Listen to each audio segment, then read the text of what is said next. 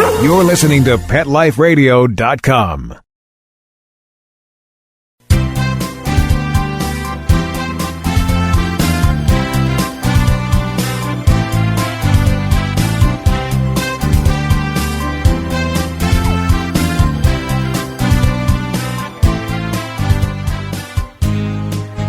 And welcome to everybody out there. Those of you who are there listening to our show, you are here live with Dr. Jeff Werber, host for the next 30 minutes here on Pet Life Radio's live call-in show, Ask the Vet with Dr. Jeff.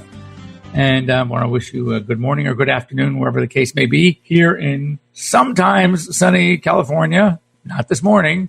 It is morning, but I know those of you that are in the Midwest or back east, it is either approaching noon or already at noon. So anyway, we have a couple things in store. And first of all, I want to thank our sponsors for letting us be here, and that is Bravecto, the fantastic flea and tick preventative. It is a single tasty shoe that gives 12 weeks of protection against fleas and ticks. It's become one of my new favorite. For the Save This Life microchip, basically a microchip that kind of turns into a GPS. And finally, for the Kong Veterinary Products, More Than a Cone. That's an event of raising awareness of animal welfare through the arts. Great cause. Have great events putting on every year, and basically enlisting the help of world famous artists actually to paint, to decorate the Elizabethan collar, the dreaded cone. So when your pet has to wear one, he or she will be wearing a work of art instead of that shameful cone. And so that's why they call it the Cone of Shame. And as a live show and a call-in show, the words call in having some significance this morning. We want to hear from you. 877-385-8882.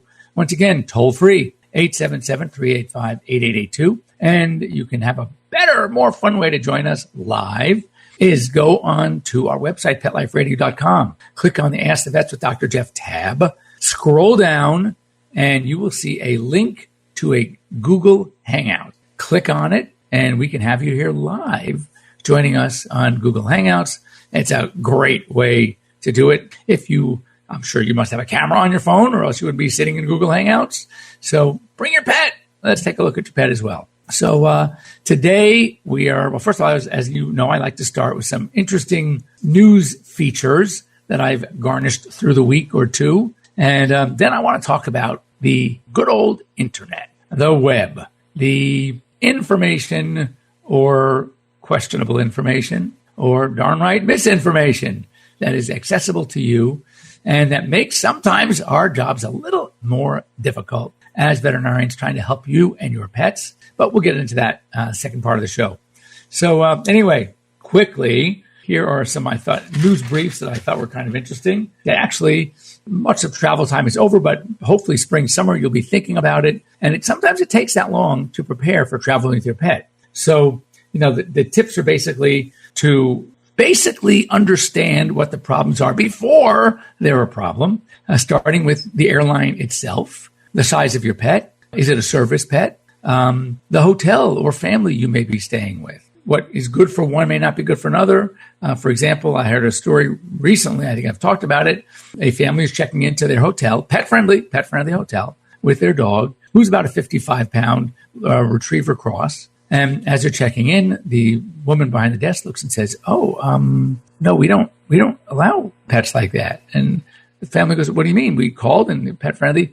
Oh, yeah, no, we have a 30-pound weight limit, so it's not going to work. So you want to make sure that you're prepared. If you're going to stay with family, don't assume, even family that has a pet or pets, don't assume that yours will be as welcome into the home as you are. And it might have to happen. It might work. But then again, don't count on a future invite.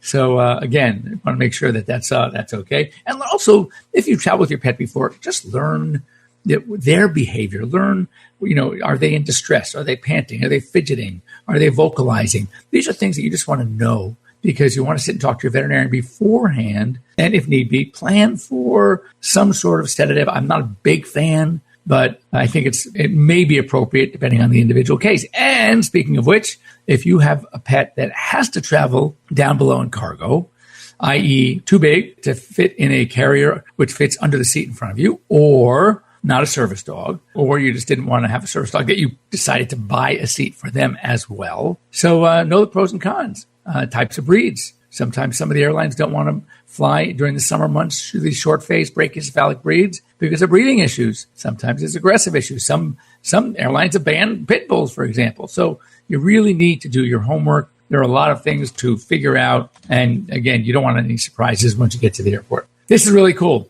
In Brazil, they have the Brazilian Tennis Open, just like the U.S. Open. And they, as of last year, and they're doing it again this year, and hopefully for future years, they have done away with ball boys or girls. And now they have ball dogs. So they have these trained dogs, obviously love to go after tennis balls that are all over the place. And they're catching the balls and bringing them back to whomever is sitting on the sidelines. And they are usually rescue dogs. And so far after the Open, last year, every one of those dogs was adopted. I think that's a really cool idea. I hope the tennis players don't mind a little saliva on the balls. But I guess if you have enough balls, who cares? Get a dog adopted, save a life. There was in China, a Chinese shopkeeper came to work one morning to find his front window was smashed. He thought for sure they were going to be vandalized, things would be missing in the shop, etc. But nothing was. So they went onto the video cameras, and what did they find? That a clumsy dog chasing a cat ran right into this window and broke the window. He was not interested in anything inside the store. He didn't get the cat, though. And here's another one. Speaking of cats, this one blew my mind. Hopefully it does yours as well, that even this was even considered to be a problem. But I'm going to read this. Cat ownership, for those of you who may have thought otherwise, does not cause mental illness in young people. Well, duh. Believe it or not, there was a story out in a scientific journal, a psychology journal, that said that there was a link between cat ownership in young children and psychoses as they entered adolescence. And I think that's pretty crazy. And the more recent study kind of disproved all that. But isn't that amazing that actually somebody thought that was going to be real, that you have to be careful, that owning a cat is going to cause you to become crazy? I think au contraire, having pets are going to stop you from becoming crazy. But anyway, fortunately, this crazy story was discarded in the more recent study. And this is a sad fact. This is Australia, a place that I've never been. It's on my bucket list. I'm destined to go. One of my kids actually did her semester abroad in University of Sydney, and she had the best time ever. And I was so jealous that she got to go. I've never been. But on Australia's Koala Coast, they call it, where a lot of, obviously, koala bears, over a 16-year period from 97 to 2013, there was an 80% decrease in koala bear population. And they attributed this to two things. Number one, some viruses, especially chlamydia. They figure chlamydia or a like virus a bacterial infection took about half of them. But the other quarter of the other half, so half of the half, cars. These poor koala bears are being hit by cars. So for all of you drivers, Australia, if you know somebody in Australia, tell them to slow down when they're driving through the Koala Coast. That's really sad. And this is also sad. A veterinarian in Carrollton, Texas. So I think it's the northwestern part of Texas. Don't quote me on that. Basically had to treated a 4-month-old pup for a heroin overdose. And fortunately, the pup survived. He is now with an adoption agency up for adoption to find a new forever home. So fortunately fared very well. Unfortunately for his owners, they did not fare as well. And they are both now being arrested for charges of possession, and they've done some other things too. So anyway, but good news for the dog. And when you leave toys around the house, be careful. Be careful. Another veterinary hospital, it was in the United Kingdom. It was a Cavalier King Charles Spaniel, 9-year-old. This is unusual for a 9-year-old dog, but 9-year-old dog actually ate the child's little toy train. And the dog was obviously not feeling well. Clearly, it showed up on x-rays very clearly. The dog's name was Cyril, and the veterinarian had to do surgery on Cyril to remove the toy train. And it just goes to show you, dogs, first of all, I'm shocked it was a 9-year-old dog. That's something usually puppies do. And secondly, a toy train, what could possibly be attractive, tasty for a dog to want to eat a toy train? But regardless, it did happen. So just goes to show you, when you have kids, small kids, and you have a lot of stuff being, left around the house, in the game room, in the toy room, whatever it is, make sure you clean up after those kids. And this is really sad. Some of the stuff are cute, some are not so cute. This one's not. This is a couple in Iowa that have been facing animal welfare charges as they had a 2-year-old German Shepherd mix that was abandoned, emaciated, dehydrated. It was found by some neighbors. They immediately went to the yard, took it out of the yard, brought it to a vet. Unfortunately, the pet passed. But these owners are being held for animal abuse charges, which they should be. I mean, that is really sad. I know that none of us out there, no one actually listening to Pet Life Radio, we know you're animal lovers. We know you're out there, but that's really sad. And don't be afraid that if you see, anything that's unusual or the way an animal is being treated, for us as veterinarians, it's a touchy subject because if the animal abuse is questionable, we have to be very careful. So we can bring the subject up, Mrs. Smith, it really, you could feed Bowser a little bit more. He's a little too thin. I kind of like him at this. We talk about BCS, which is body conditioning score.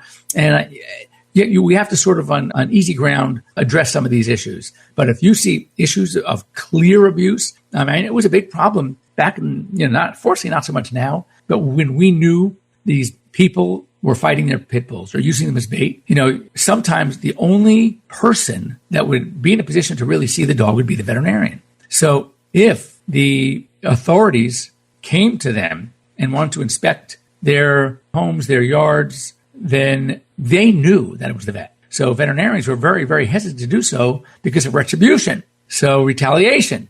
So anyway, it's a problem. Here's a good one. The U.S. Supreme Court. This I really liked. There was a service dog case of a girl, Ethelina, who had cerebral palsy and had a service dog named Wonder, great name for a dog, who's helping such a child. And the school system would not allow the dog in school. Well, and this case ended up in the U.S. Supreme Court. And basically the ruling was a majority ruling. It was a major victory for children and service dogs. And Wonder is allowed to come to school with this little girl named Ethelina. And I think that's great. And this one, also a good one. Speaking of courts, this was in California. And there's a bill that is before the state Senate to give a $2,000 annual tax rebate for the tax credit for veterinary bills for dogs and cats.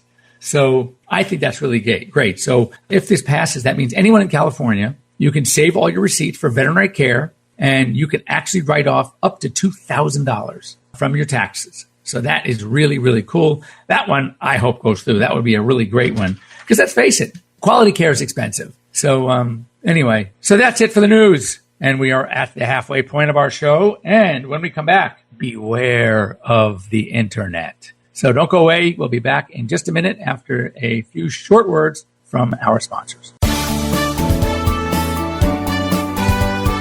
We'll be right back, right after these messages. Stay tuned. As a dog, I know a lot about fleas and ticks, so trust me when I say no other tasty chew protects dogs as long as Bravecto. One Bravecto chew keeps fleas and ticks away for up to 12 weeks.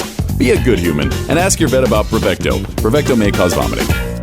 Tired of wasting money on giant bags, boxes, and jugs of litter that don't last? Switch to World's Best Cat Litter, the only litter that lets you use less and get more. World's Best Cat Litter uses the concentrated power of corn to deliver outstanding odor control and easy cleanup. It's lightweight, 99% dust-free, and pet, people, and planet friendly. It's even flushable. Make the switch to World's Best Cat Litter and save $2. Visit www.saveonworldsbest.com. It's designerpetsweaters.com. Hand-knitted designer sweaters for your precious pup or cool cat. Beautiful couture patterns for your pets, including custom-knitted formal wear, casual wear, yachting, and even sports-themed. Many designer pet sweaters include feathered tammy hats, top hats, and a lot of sparkle. Each sweater includes leg loops, front paw sleeves, and leash opening. Visit designerpetsweaters.com to order your four-legged fashions today. Your pets will stay warm for the winter and be runway ready. Large or small, we fit them all. designerpetsweaters.com. Let's Let's talk pets Let's talk pets on Pet Life Radio. Pet Life Radio. PetLifeRadio.com.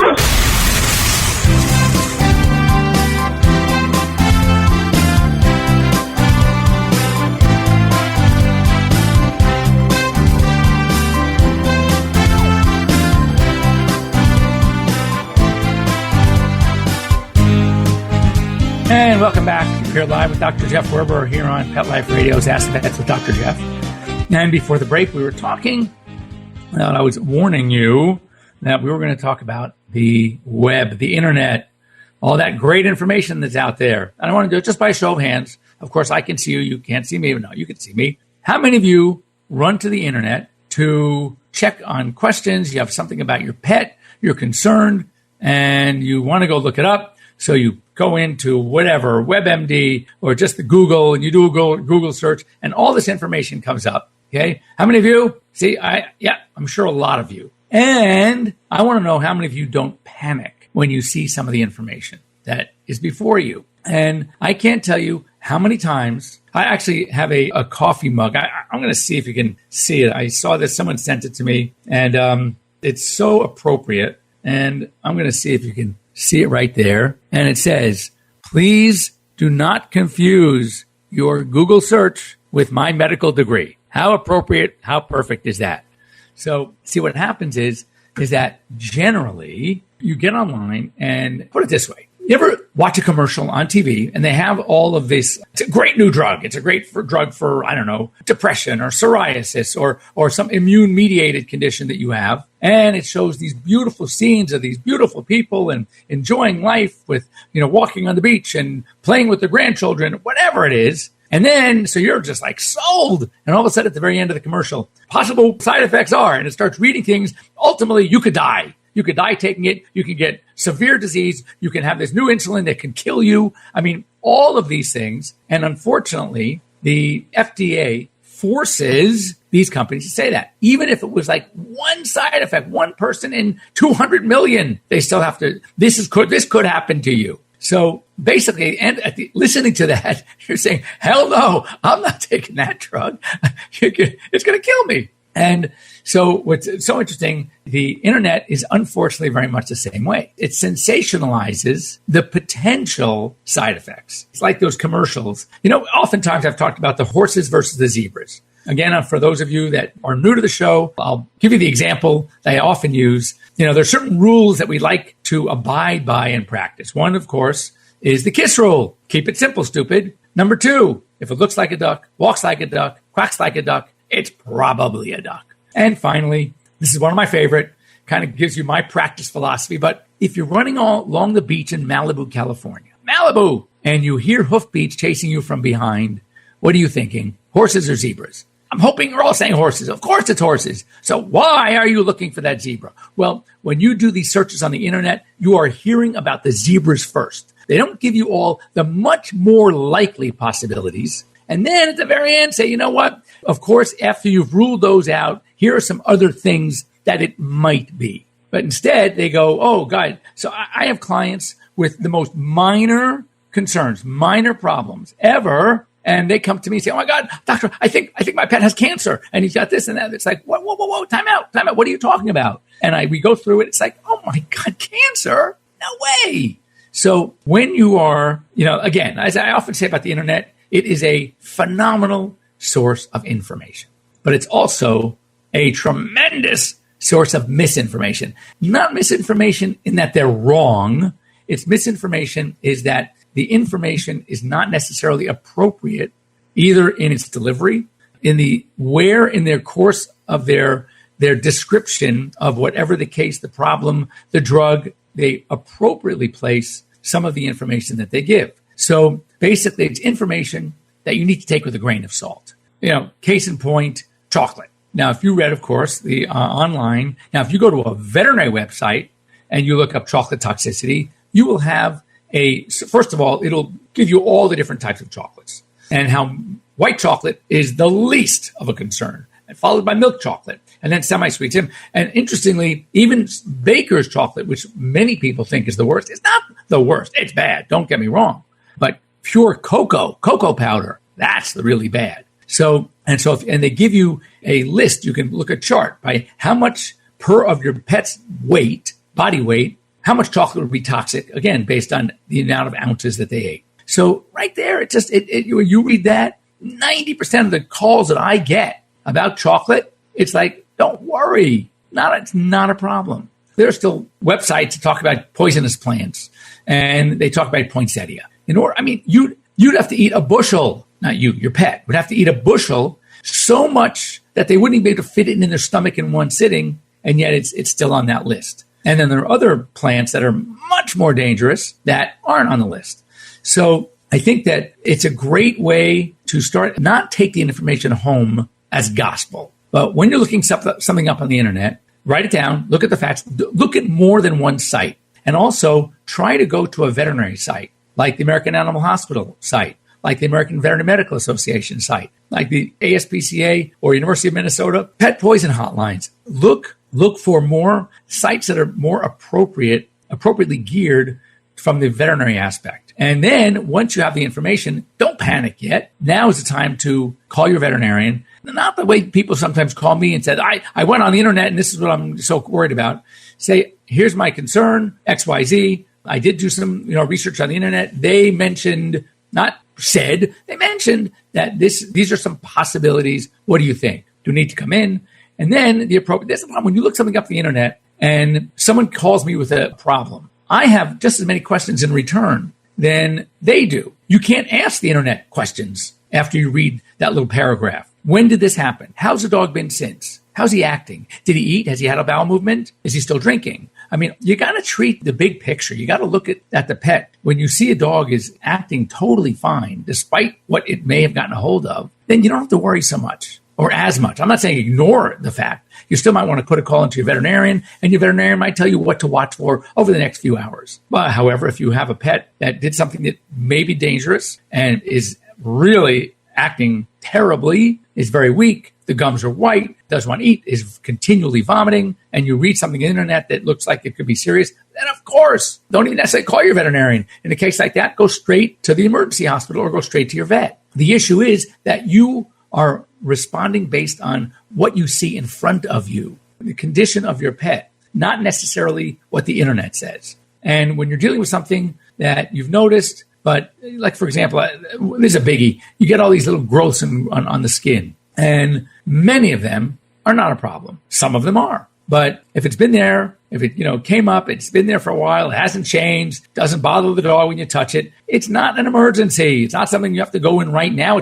Darn, thing's been there for 3 weeks. So again, you have to always look at the big picture. I'm a huge fan of not necessarily treating the test, treating the internet, what the internet says, treating what my homework says. I like to treat the patient. So look at the pet. Is the pet exhibiting a sign or signs that have you worried right now that came on suddenly? That's important too. And maybe it's time to go see your veterinarian. And also things that have been going on for a long time. I mean, you get these complaints about a pet's vomiting. So, and again, the vomiting, oh my God, there are so many different causes of vomiting. So you really have to get a really thorough history. But, sometimes I ask a client, so they call on an emergency and it's a Saturday night and the dog's been vomiting. And I'm thinking, oh my God, this is acute onset. This is serious. How long has he been vomiting? Oh God, he's been vomiting for about 3 weeks now. 3 weeks? 3 weeks, and you call me on a Saturday night as an emergency? What happened to the several weeks in between where you could have come on during the day? So these are the funny things. Don't ignore things either. I mean, come on. When your pet's having a problem for a long time, you got to act. So anyway, take home lesson. Look it up. Obviously, do some homework. Try to stay with legitimate sites. Read the whole thing. And just remember, these are synopses. These are, it doesn't necessarily mean that this is what your pet has. Hopefully, they give you a lot of possibilities. You have to look at the history, see which one fits, and what are the likelihoods. But don't necessarily always panic. If it sounds terrible, not in panic, but do call your veterinarian. And it would be a good idea if it's something that could be really bad, at least have your pet checked. But don't panic. All right, that's it for today. So anyway, it was. If you have any questions, I'd like to hear from you guys. You can always get a hold of me at drjeff@petliferadio.com. And when you have, when you get the courage, it'd be great for you to join us online, 877-385-8882. or on Google Hangouts. Thanks again to our sponsors, Bravecto, 12-week flea and tick prevention in one tasty chew. More Than a Cone, again, raising awareness of animal welfare through the arts. And finally, Save This Life Microchip. And have a great week, everybody. And we will be here. Am I here next week? I'm not sure. I may be coming to you live from Cabo San Lucas. But we got to work on that and see if I get the internet connection. Anyway, have a good week. And if not next week, we'll see you the week after. Be well. Let's Talk Pets, every week on demand, only on PetLifeRadio.com.